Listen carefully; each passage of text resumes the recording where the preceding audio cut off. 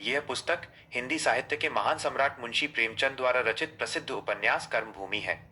यह उपन्यास 1932 में प्रकाशित हुआ था और भारतीय स्वतंत्रता संग्राम के दौर की सामाजिक और राजनीतिक परिस्थितियों का जीवंत चित्रण करता है।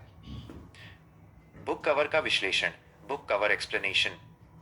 आपके द्वारा साझा किए गए कवर पर कुछ महत्वपूर्ण बातें लिखी हैं जो उपन्यास के सार को बताती हैं। शीर्षक कर्मभूमि।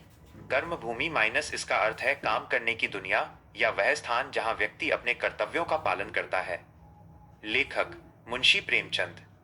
मुख्य संदेश कवर पर नीचे लिखा है, अंग्रेजों के अमानवीय अत्याचार, ऊंच नीच के विकराल वर्ग संघर्ष एवं स्त्री पुरुष की मनोव्यथा को उजागर करती एक अविस्मरणीय कृति।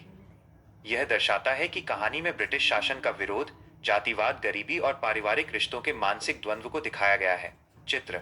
कवर पर एक किसान को बैलों के साथ खेत जोतते हुए दिखाया गया है, जो ग्रामीण भारत, संघर्ष और मेहनत का प्रतीक है।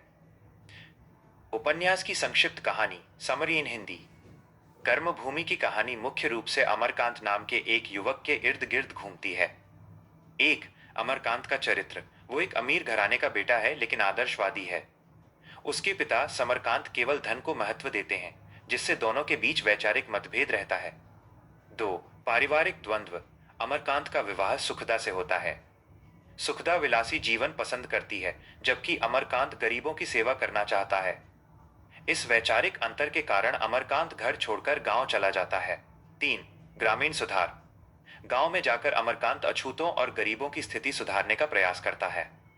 यहां प्रेमचंद ने छुआछूत और जमींदारों के शोषण जैसी समस्याओं को प्रमुखता से उठाया है। चार स्वतंत्रता संग्राम और जेल।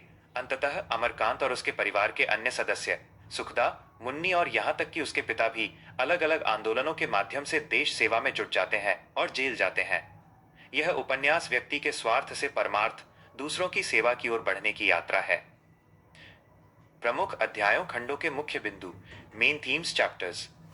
प्रेमचंद के उपन्यास आधुनिक पुस्तकों की तरह चैप्टर 1, चैप्टर 2 के नाम से नहीं, बल्कि घटनाओं के प्रवाह में विभाजित होते हैं। इसके मुख्य पड़ाव इस प्रकार हैं। बनारस का शहरी जीवन। अमरकांत का अपने पिता और पत्नी सुखदा के साथ संघर्ष। मुन्नी का प्रसंग। एक ग्रामीण स्त्री मुन्नी का आत्मसम्मान के लिए संघर्ष, जो अमरकांत के जीवन को प्रभावित करता है। गांव का प्रवास।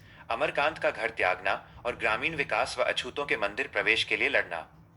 जन आंदोलन। लगानबंदी, टैक्स स्ट्राइक और ब्रिटिश सरकार के खिलाफ सामूहिक विरोध।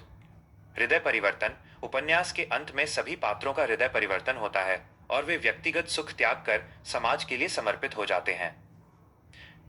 क्या आप इस उपन्यास के किसी विशेष पात्र, जैसे अमरकांत या सुखदा, के बारे में विस्तार से जानना चाहेंगे?